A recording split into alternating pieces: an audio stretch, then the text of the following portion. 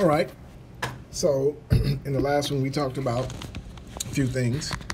Now, let's go ahead and formally specify velocity. Now, this velocity can represent what's happening tangentially, what's happening is already tangent. But what's happening, if you want to be a little bit more specific when it comes to more infinitesimal limits, you want to think about in the x direction, the y direction, and the z direction. But in this particular case, I just want to look at tangent. So I think I better drop a math down. I mean, a little math module. So I'm going to say VT average is going to be equal to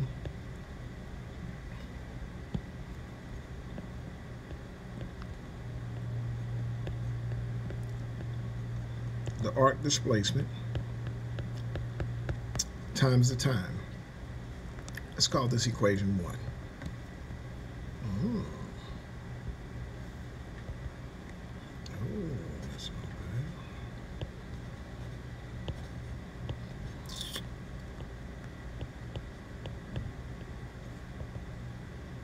bad. You know what? I'm just going to go to a sketch, and I'm going to say VT average is equal to the displacement along a circle times t, and well, it's not times t, but it's t final minus t initial.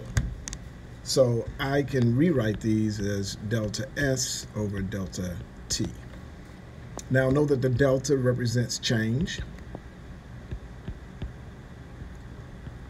So we're talking about change in arc length or change in time, all right? So for the sake of brevity, we are going to say delta t is just equal to t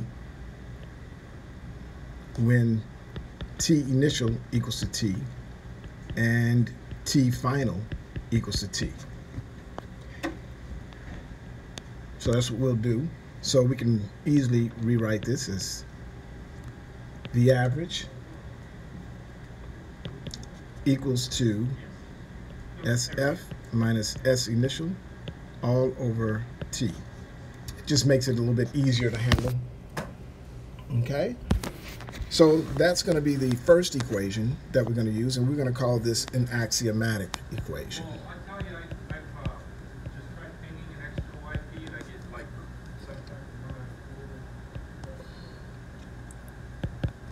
All right, so let me go ahead and describe another equation. The tangential velocity, the average tangential velocity equals to the initial tangential velocity plus the final tangential velocity all over 2. In this particular case, we're looking at this is a statistical representation of velocity, but it's still, I like to take it as axiomatic. Although at this point, yeah, let's go with that. So axiomatic means to take without proof. Go ahead and pop another sketch down here. The last thing we'll have is tangential acceleration and its average. And whenever we consider the equations that we're going to derive now, we'll always have to work with the average acceleration. Unless we went to another level, but right now this is good. So the average acceleration is just going to be the change in velocity. And all of these terms, this is velocity, this is the tangential velocity final minus the tangential velocity initial. So a better way to say it is the final tangential velocity minus the initial tangential velocity all over t. We're going to call this equation number 3. So one of the first things I want to do is I want to go ahead and solve this equation for velocity.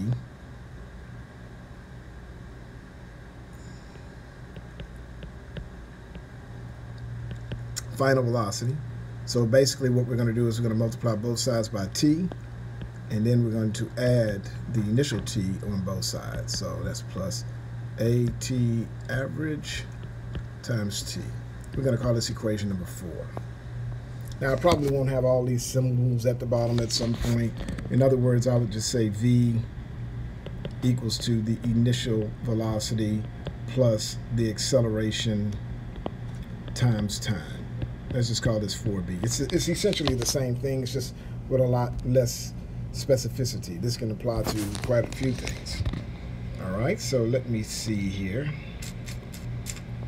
All right, I'm going to stop right there, and in the next video we will continue right on with solving for velocities in other ways.